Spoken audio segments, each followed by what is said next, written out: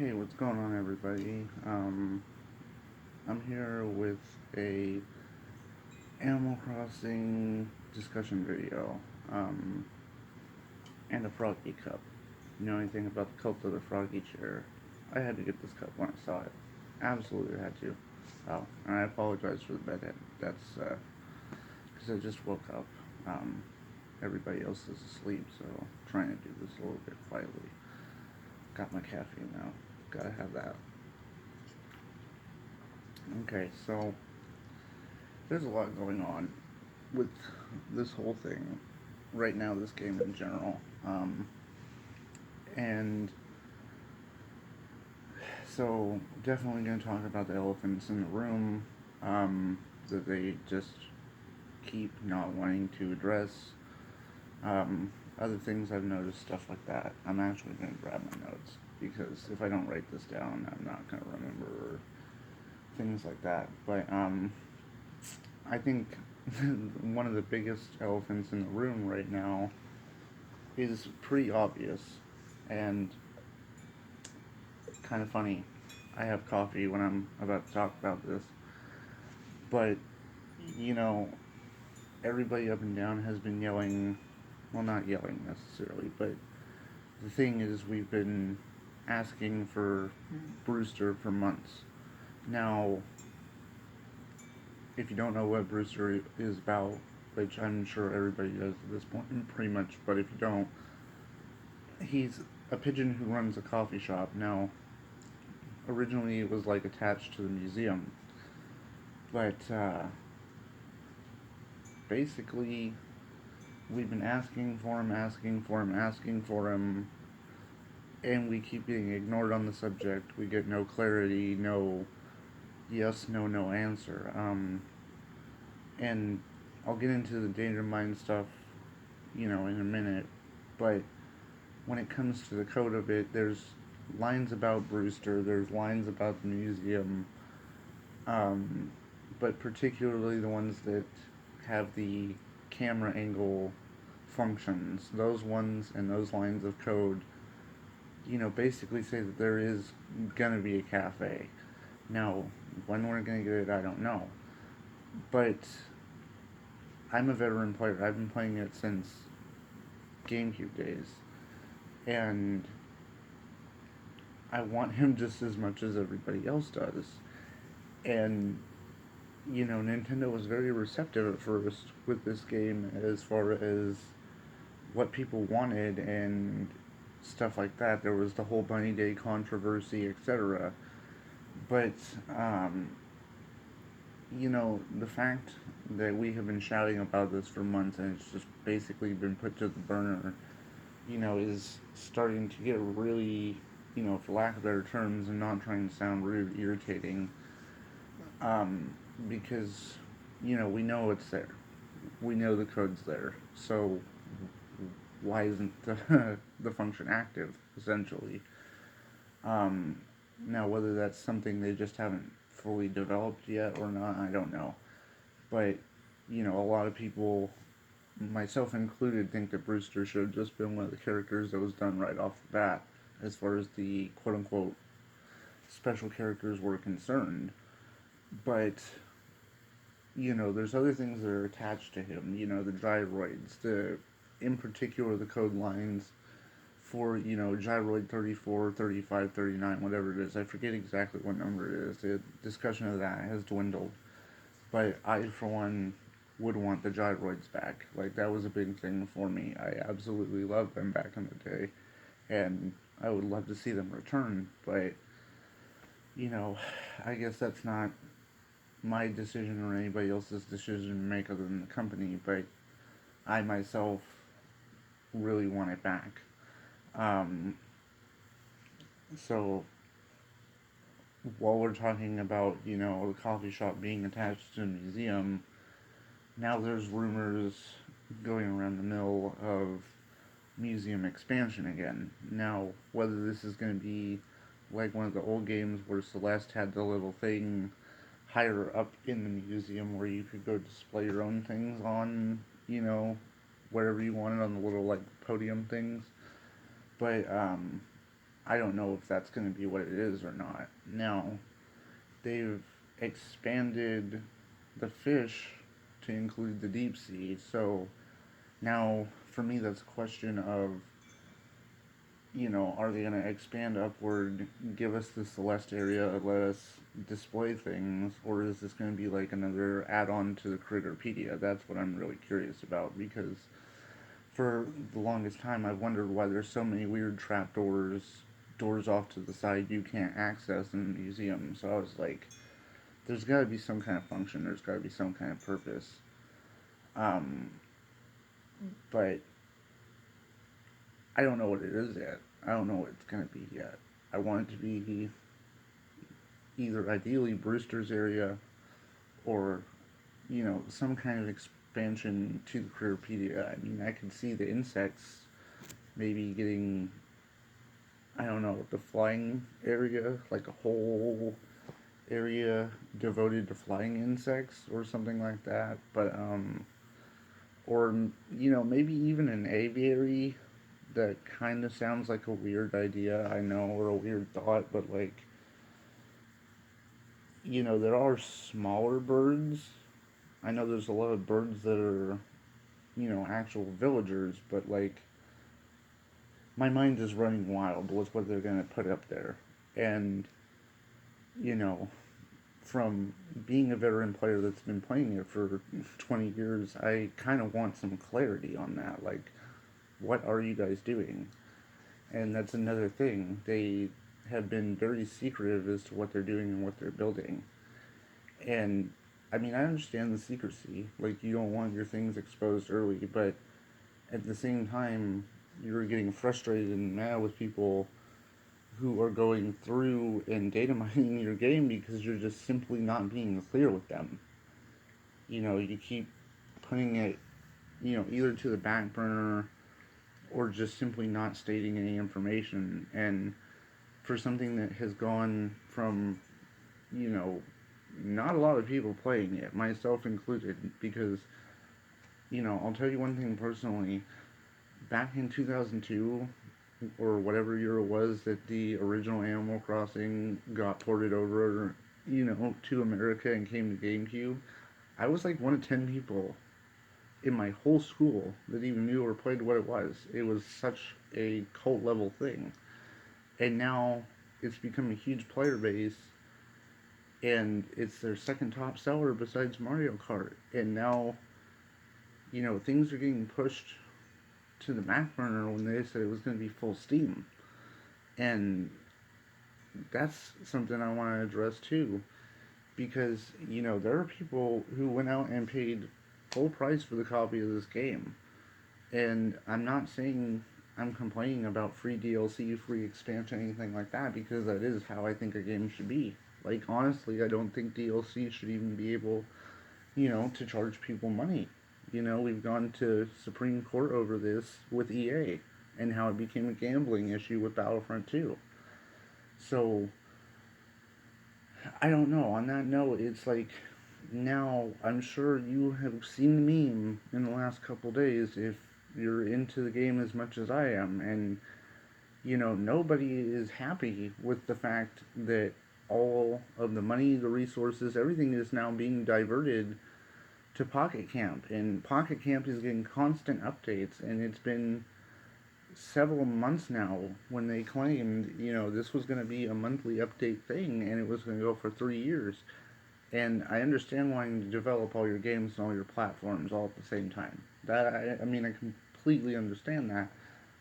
But the thing is like, you can't be making these kinds of statements and going, hey, this has become so popular that we're gonna, overhaul this game, and deprioritize the mobile, and then you turn around and when people are, you know, getting upset about the fact that they feel like they're not being listened to about one particular character, and I mean, there is just a list of things that we have been complaining about, like, and it just gets swept to the side. And the fact that essentially, in my mind, they're going back on their word of what they said they were going to do. They're going in working on Pocket Camp again a year after, it wasn't even that big of a deal anymore. Like, that might be a unpopular opinion, but it's kind of how I feel, like, because they made all these big, bold statements about how this game was going to go full steam, and now, a year and a half, they're going back to the game that nobody was really even concerned with. So, that part of it, I don't understand, other than it's just business, and it's, you gotta be concerned about your shareholders, your money, your profit, things like that. But when it comes to dealing with your player base and not listening, I feel like it's falling short right now. Um, Another thing, they have all these things that people have found, and one of them I think I wanted to touch on was, the character phones being in the code for Tortimer and for Captain. And I really question why those are there. As well as there's the cane. I forget what the code script for it is exactly, but it's Tortimer's cane. And it's like there's all these things that are hidden, and in my mind, there's no reason for them to be hidden because we all want them. So if it's a thing we all want, then why not just turn it on? Um, and one thing in particular I'm talking about that is I've seen videos of people, where they've data mined, they've gone in and found something that essentially has a locked function, and they change something, they figure out the script, and they turn the function on and it's functional. So my question is, why is that even there if you're not going to turn it on? Like, yes, I understand trying to make everything stable before you turn the function on. Okay, yeah, that makes sense. I can't knock you there. You want it to work. You don't want you don't want glitches. You don't want bugs, things like that. Okay, so work them out. I understand code lines have to be updated progressively, but like, don't just leave them idle, is what I'm saying. Like, there are things in there that have been in there from day one, code functions, and they're still not active, and people have turned them on. Like, what happened to villagers being able to come to our house? This was one of the debates I'm talking about right here, because I've seen people turn the function on, and I've seen people have the animals in their houses with the discussions, the lines full on everything. So it's a functional thing that is not active, and that's what I don't understand. It should be something that is very core. It's something that people have expressed that they want it to happen. They want the villagers to be able to come and talk about the things in their house, and I would love that idea too. And also, ceilings. I don't understand why there is now a ceiling when there wasn't before. If you paid very good attention, you know, they were talking about the ceiling rumors. I was super, super excited. I was like, yes, let's put up chandeliers, disco balls, everything. And then just boom, nothing about it. But I did notice that it went from being a black void in the top of your house to it being a flat spot. So that to me tells me at some point they're going to let us hang things. And there's also, the camera function codes for it. So that's a little odd, that those would be there and they're just not active. Um, I'm going to try to shoot through this part quick, because this video is getting kind of long and I don't want it to be super long. But there's one big issue that needs to be addressed. Well, it's a group of issues coupled into a bigger thing, but I think everybody here can say quality of life needs a serious upgrade. Number one, the shop is not expanding for a third time. which to me doesn't make any sense considering that, back in the day, even on something as basic as the GameCube, we had 3 floors, and we had, I forget how many items were on the top floor exactly, but it was like, at least 10. I don't know exactly what the number is, but there was a far bigger daily rotation as to what items you could get, and that's something that's just been absolutely infuriating to me. The fact that there is only 3 items a day that rotate, it's like, how is anybody supposed to even be creative? Like, there's so many things I want to do that are either items I don't get on my draw or just things that are absolutely locked out. Now, I can understand having special craft recipes. That makes sense because you want people to work for it. I can understand that. And as a veteran player, I get it. I get why so many people got permabanned, locked down, everything else when the Dream Suite came out. Because basically everything got swept. They figured out who was doing what, who was exploiting the game, cheating, etc., and boom, gone by. Which I'm not against that because I think it should all be, well and fair. But the fact that a lot of people have time warped things like that, um, that kind of upsets me because it created an issue where there shouldn't have been one. And I'll tell you right now, I have never, not once, in the whole time I've been playing with over 3,000 logged hours on my island alone, not once have I even considered it so much. And people had no problem and qualm about just reset, reset, reset, reset, reset. Well, I guess I must be Mr. Resetti then, because back in my day, you couldn't reset. You had to save. And I'm not annoyed with an autosave function. Definitely not annoyed with something like that, because that's good for people. But when people are exploiting the game to the point where the actual person who came up with the concept has to put their foot down, essentially, and tell people no, that's pretty ridiculous.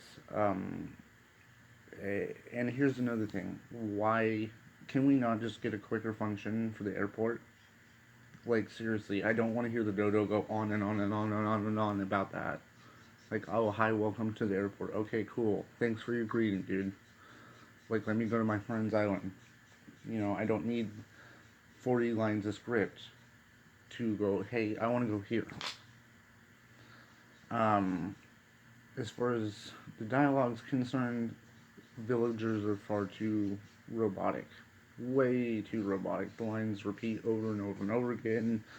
No real change. Now, I've noticed personally, I talk to my villagers generally when I run into them. Not that I annoy them, but when I run into them, at least the first time in the day, I talk to them, see what they're going to say. Now, with that being stated, I thought it was cool that they were starting to ask me questions. Like, I really like that. And honestly, if you're listening, Nintendo, make those functions more of a thing. Because, if, I'm going to be honest, I don't even care. Like, I want them to ask me things. I want the animals to be able to take my feedback and send it back to you guys and be like, this is something I'm interested in. Think about items that are in this thing when you're adding it, or this category, stuff like that. And, it has become real stale with the villager dialogue, and I think that's something that needs to be addressed. One thing I want to address, fish bait. There's certain items we can't carry that are, 1 per block. Now, I can understand sort of where you're coming from with the fish bait, but it's like, okay, I get it. It's a bag is 1 item, but there is a ton of items, that could be considered, of a similar size, because a single bag of fish food in real life is not that big. Like, it's, this big. and an orange is about this big. Now you tell me how I can carry 9 oranges like this logically at a time, but I can't carry 9 stacks of fish food like this. Um, the fact that there's so many items that stack and have weird limits, off numbered limits, it doesn't make any sense to me. Like coconuts is one of them. You can't have a certain amount. It's off a little bit on how many you can carry at a time. Like that I don't understand. I don't understand why the numbers are offset and not even. So um, you know, fish bait should not take up a whole slot. It just shouldn't. And it should be allowed to stack like everything else. Last thing I'm going to address here, well, one of the last things, um, I don't like, and I'm pretty sure no one else likes, the fact that we can only send 2 letters to people a day. Like, I get it, you're trying to stop people from exploiting a loophole and getting people items faster, but that should be determined on the player. Like, the player should be the one going, hey, I got a bunch of stuff from my friend. I want to be able to send that to my friend today, like ASAP. And, when they lock you down and they go, you can't do that, only 2 a day, what post office do you know in any reality here that will only say, oh, you can only send 2 letters per day. You better pick which bills you want to pay. No, that's based on how much you want to pay those bills in a day, or you want to send all those letters to somebody at a post office. Like, the reality nature of that just doesn't make sense to me. Like, having a limit on something that is totally unrealistic like that doesn't make sense, and locking down the players like that, the only single function I can see for that is so people don't exploit things, because it's gotten so bad with how people trade and rob each other for things in this game. Um, but last thing, personal upset here. Like I said before, we paid full price for this, and Pocket Camp was free, and now all the updates are going to Pocket Camp.